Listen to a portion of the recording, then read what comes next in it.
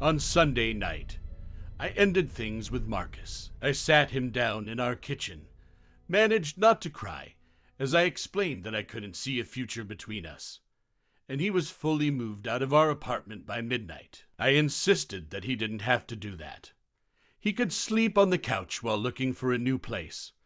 I didn't mind, but he assured me that he would be fine. He could stay with a friend. I even helped him get a couple suitcases in his car. I texted my mother and my close friends to tell them that we'd broken up. Everyone was incredibly supportive, proud of me.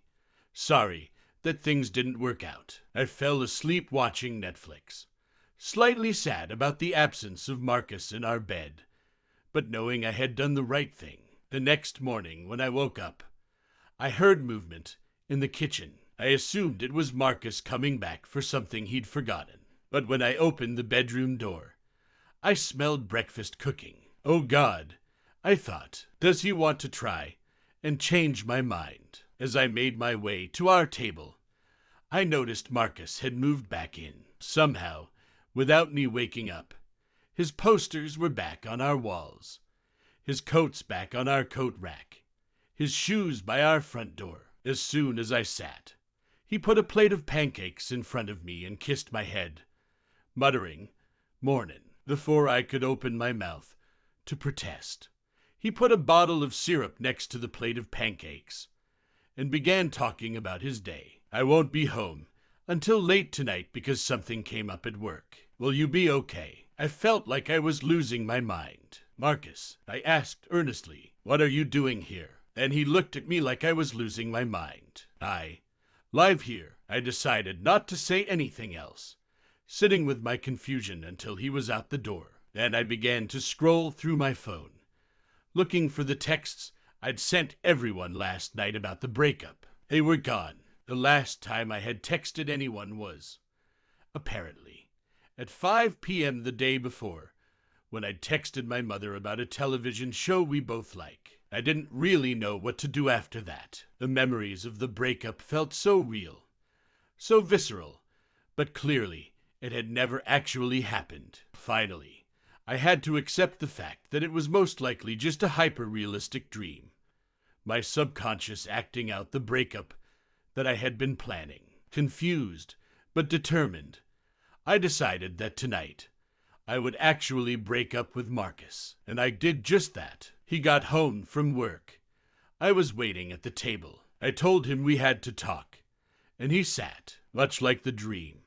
He was sad, but understanding, and began to pack up his stuff. Once again, I helped and carried some bags to his car. He was out by midnight. I texted my close circle. I was in bed by 1. When I woke up in the morning, he was in bed beside me. I was immediately alarmed, waking him up with my gasp of discomfort. "What is it? Are you okay?" He started. "I broke up with you last night." I informed him. "Why are you here?" He looked confused. "You had a dream we broke up, Lena." I paused. I couldn't really say it wasn't a dream with any certainty. I checked my phone, once again finding the texts of the previous night gone. I laid in bed, uneasy, claiming not to feel well, as Marcus went through the motions of getting ready for his day as if everything was normal. Just a casual Tuesday at our apartment. When he was gone, I called my best friend. "I'm going to break up with Marcus tonight," I informed her. She gasped. "Oh, shit. Wow, what's going on?" "Just all the stuff I've been telling you about for the past few weeks. The work stuff, the honesty stuff. You know." Marie made a humming sound. "Right, makes sense. Are you sure you want to end it, though? Have you tried to talk through your issues with him?" I scoffed. "Marie, I've made up my mind." "Okay, I thought you didn't even like him. I mean, I had my reservations at first."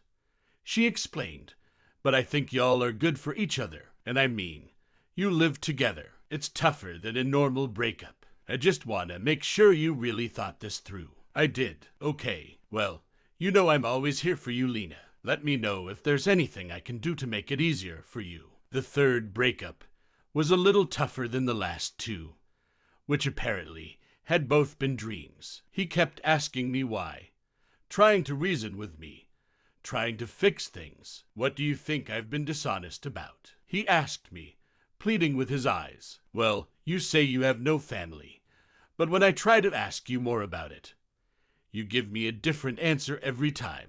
Once you said that your parents died when you were young, and now you're on your own. But then when we were out for drinks a few weeks ago, your buddy started talking about the time you tried to set him up with your sister. And speaking of your buddies, how do you know them? Like, where did you all meet? Was it at work? Because, another thing, your job. What even is your job? He fumbled for answers. I'm in customer service. He eventually said, I spend most of my day taking calls, helping my coworkers with their projects, attending meetings, that kind of thing. That's the most I've ever gotten you to say about it. Well, it's boring. It's office stuff. I didn't think you wanted to hear about stuff like that. I thought you liked that I'm mysterious. I did, once, but mystery isn't fun forever. I need somebody I can depend on. And I'm sorry, Marcus, but I don't think it's you. I helped him move bags. I called Marie. I even cried, feeling relieved, certain that this time it was really done. I knew I wasn't dreaming. I couldn't invent Marie's responses that cleverly. The way she'd howled with laughter when I got to the part about his job. That literally sounds so fake it's insane. She'd gotten out between giggles. That sounds like how a 5-year-old would describe an office job. Like, there's no way he's telling the truth. Right. I agreed with her. I felt confident. I'd made the right choice in breaking up with him. I also shot a text to my mom, some of Marie, and his other friends. Even updated my status on a couple different social medias so that people I didn't know as well would get the message that Marcus and I were over. I woke up to the sound of the shower turning on and Marcus singing as he washed. His side of the bed was still slightly warm, the covers pulled back. I went around the apartment, checking each nook, and sure enough, all of his belongings were perfectly in their places, just like he'd never left. I called Marie in a panic, finally accepting that something was really wrong here. Marie, do you remember our phone call yesterday? She hesitated. You mean last weekend, when you called me about the earrings? No, yesterday. I tried not to let my frustration leak into my voice. About Marcus. What about him? Are you two all right? Are you fighting? Or something? Sorry, Lena. I haven't been checking my phone a lot. If you left a message, I haven't listened to it yet. I was getting desperate. No, it wasn't a message. We talked. As in, I told you things. You replied. I told you about how I was gonna break up with Marcus. And then later, I called again to tell you how it went. She was alarmed. You're breaking up with Marcus. Why would you do that? I hung up as soon as Marcus got out of the shower. I was already waiting at the kitchen table. He smiled when he saw me, then noticed my unhappy expression, and came and sat down. Are you all right? He quietly asked. He reached for my hand, probably trying to comfort me, but I yanked it away. We need to break up, I replied bluntly. He looked hurt. Where is this coming from? I've been thinking about it for a long time, and I just can't see a future between the two of us. I want you to move out. He nodded solemnly. Seeing his genuine sadness broke my resolve a little bit. I understand. When should I be gone? I softened. It's no rush. Take all the time you need. You can sleep on the couch until you find a new place. Thank you, Lena. I appreciate that. I'll pack when I get home from work today. I can go stay with a friend. If it's not too hard to talk about, would you mind telling me why? Why do you think we don't work together? By now, my speech was well rehearsed. I feel like I barely know you. We've been dating for 8 months, and you're incredibly handsome and charming. Don't get me wrong. Nobody's ever been able to convince me that we should move in together before the 1-year mark in a relationship.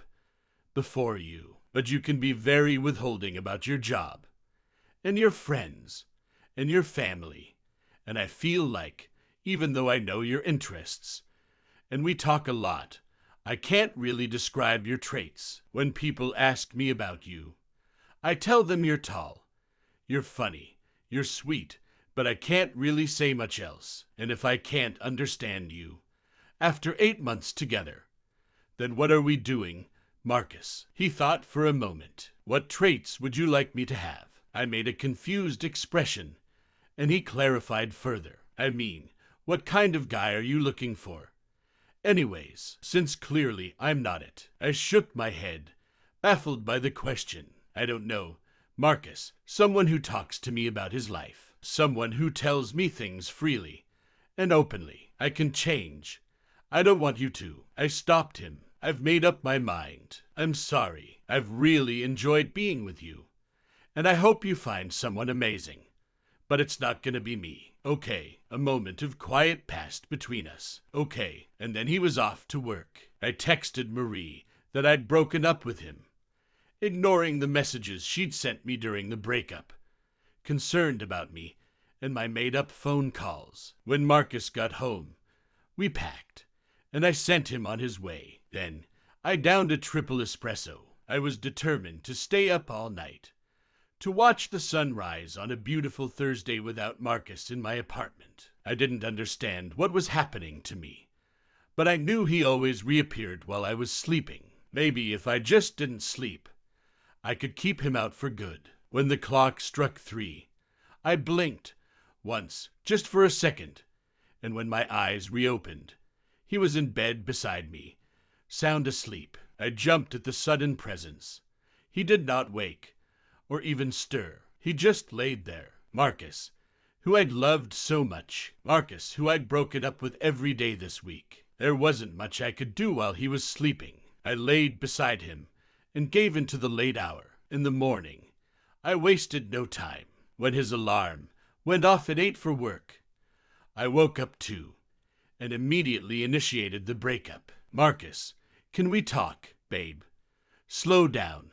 I'm barely awake. With a sleepy, snuggling motion, he pulled me closer, stroking my hair. Despite everything, it was nice to be held by him. I wasn't lying about him being charming and handsome. Honestly, had it not been for the way he shut down when I asked him personal questions, I think I could have ended up marrying this guy. But I'd made up my mind, and I'm known for my stubbornness. When he let go of me, stretching, going to get his work clothes, I stopped him. Marcus, wait, we need to talk before you go. He turned and looked at me with an adoring smile. Sure, what is it? I think we need to. Oh, babe, I've been meaning to ask you. My job is having a big charity event next week. A formal dinner. Would you be my date? Could be fun. I know I don't talk about the office much, but you could meet my coworkers. Wear a pretty dress. Let me show you off. He trailed off expectantly. I was dumbfounded. It was totally out of character. Why are you inviting me to this? I flatly questioned. Because you're my girlfriend. I found my resolve. Actually, Marcus, I think we need to break up. Before the sad face came. The face I was so used to. The face he'd made every time I'd told him we needed to end things. Something else flashed across his eyes.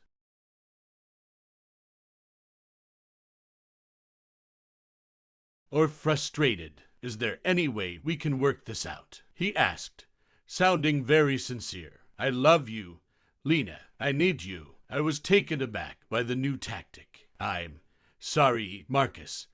But, no, I don't think we can work this out. What about the dinner? He pleaded. I thought you would like to see my office. Or maybe you want to meet my family. Would you like that? He was referencing things I had only mentioned in previous breakups. All questions of my own sanity flew out the window. Something was happening here.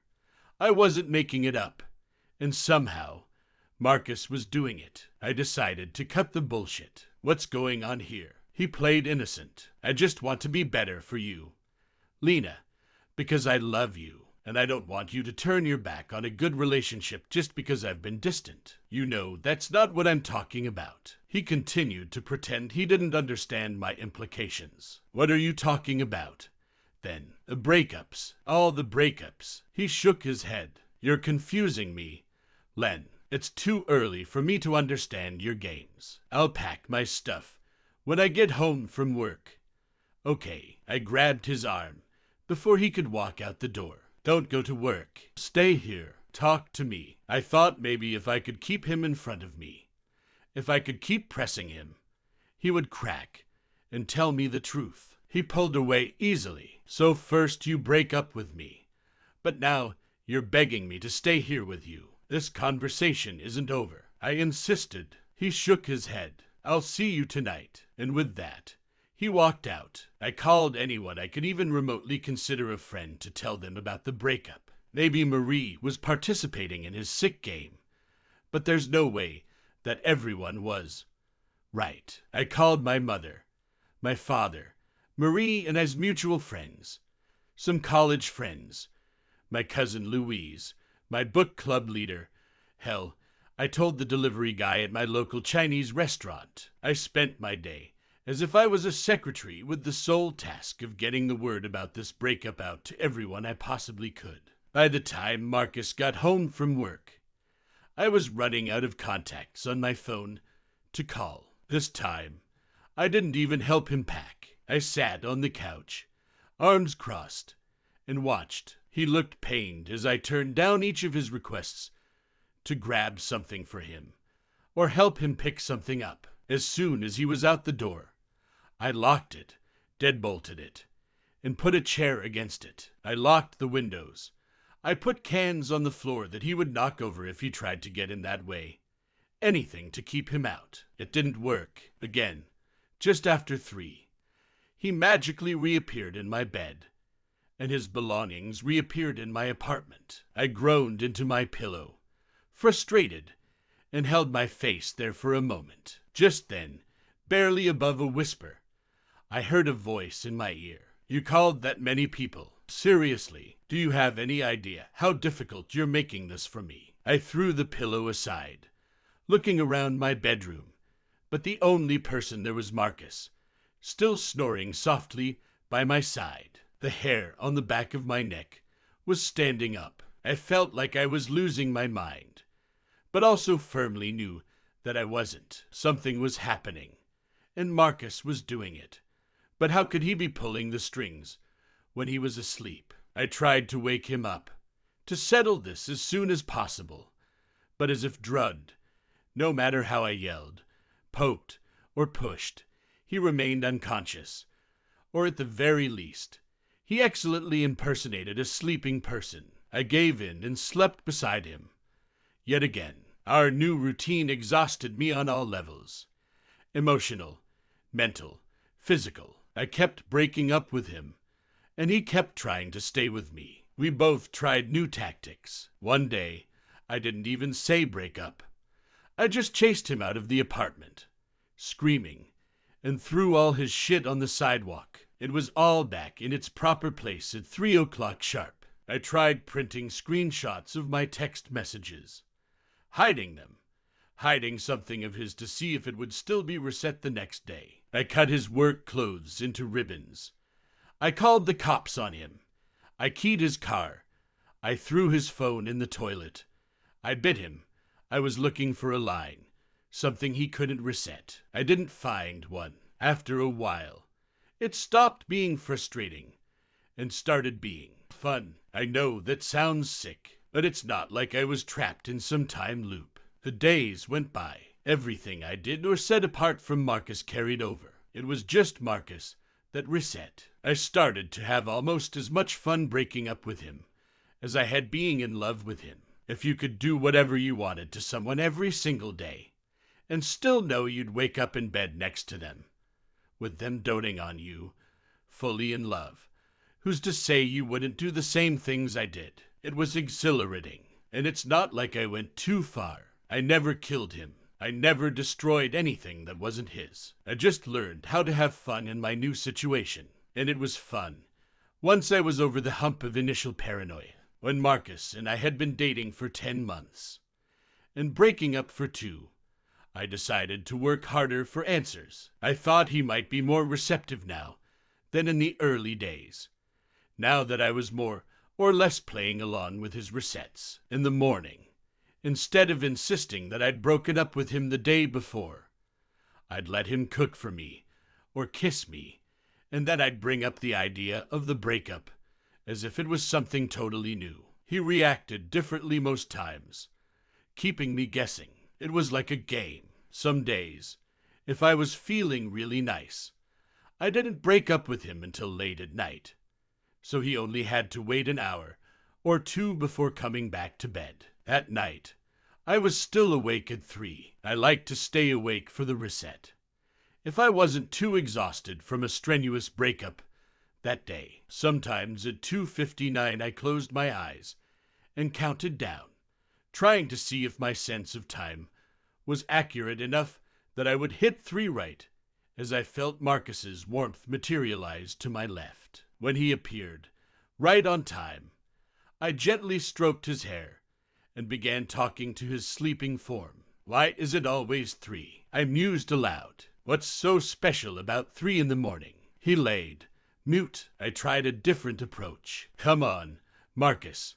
You can talk to me. I thought we've been having fun together the past couple of months. He snorted. It could have been a sleep noise, but sounded much more like a stifled laugh. I took the chance to dig in. Oh, you think that's funny? You're not having fun with our new routine. Finally, he rolled over, opening his eyes. I've been in worse relationships. Now, it was my turn to snort. I find that hard to believe. We had a moment of quiet. I kept stroking his hair. I decided there was no harm in asking. What are you? He smiled. Your boyfriend. Sure, I replied. But what are you? He thought about it. Someone who wants to be with you so badly that they're willing to put in a lot of work for it. But why? What's so great about me? He laid silently for another beat, thinking, then sighed. I guess I can always wipe your memory later. I tilted my head, like you've been doing to my friends. Marcus nodded. You're a special girl,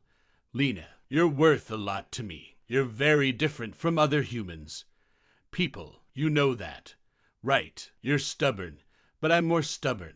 And you didn't let my games drive you insane. You hardly even doubted yourself. You reached the conclusion, all by yourself, that you can do whatever you want to me, and it'll reset overnight. You're studying me. It's impressive, honestly, and it's only fair.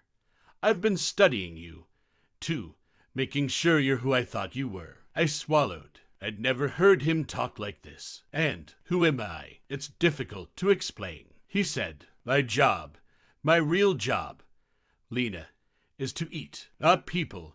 Don't look at me like that. Energy, it sustains me. And you have a certain type. A type that's irresistible to individuals like me. It's delicious. It's sustaining. It's incredibly rare. That's why I kept you away from my family. They might want you for themselves, but I need you for myself, for your entire natural lifetime. I would say, as long as you'll have me. But clearly, even if you try to end things, you're not getting rid of me. I like you too much. Your dinner and a show. Lena, you keep me on my toes. I didn't know a human could do that anymore. I could hear my heartbeat in my ears. So you're a demon. He laughed. What a human thing to say. And your meals, my energy that you're eating, does that do anything to me? Anything bad? That's what's so great about you, Lena. No matter how much I eat, you regenerate it almost instantaneously. You're like a nuclear power plant. And if this scares you, just tell me now, and I'll wipe your slate clean, and you can break up with me again in the morning. Like always, I could still hear my heartbeat, and it was incredibly fast. But I realized that it wasn't fear. It was excitement. I'm not scared. I didn't think you were. That's another thing that makes you so special, Lena. He pulled me back into bed. I still don't know exactly what Marcus is. Maybe he was right during our 3rd breakup. Maybe I do like mystery. I think Marcus understands me better than anyone I've ever dated. And while I can't say I understand him, I do feel as if I know him very well now. I know he'll do anything I want. I know he loves me. I've stopped breaking up with him every day, But all I have to do is ask, and he'll reset things on my demand. Objects, people's memories, as long as he gets to stay near me, as long as he gets to eat. He's completely under my command. Maybe I'm being stupid. Maybe I'm playing with a power I can't comprehend. And maybe I'll be punished for it one day. That's one thing I'm too scared to ask Marcus. If willingly allowing him to feed off of me means that I'm damned, but perhaps, even after I die, he'll have some way to take care of me. We've been dating for 2 years now, and I can confidently say he's the best boyfriend I've ever had. My mother keeps asking when we're going to get married. Marie has already asked me what color I'm thinking for bridesmaids' dresses. I want him to pop the question soon. I don't want to tell him too, though. It's our new game, the latest game to replace the breakup cycle. How's he going to propose? Maybe, if he's really feeling like playing, he'll propose over and over again until it's perfect, wiping the minds of everyone I tell. Maybe I'd even like it. I just hope he doesn't keep it going for too long, because between you and me, I missed my period this month, and I don't want to jump to conclusions. But if I do have a bun in the oven, I'd prefer it comes into this world with married parents. I haven't taken a pregnancy test yet. I think I'm afraid, because if I don't even know what Marcus is, then what the hell is going to pop out of me in 9 months?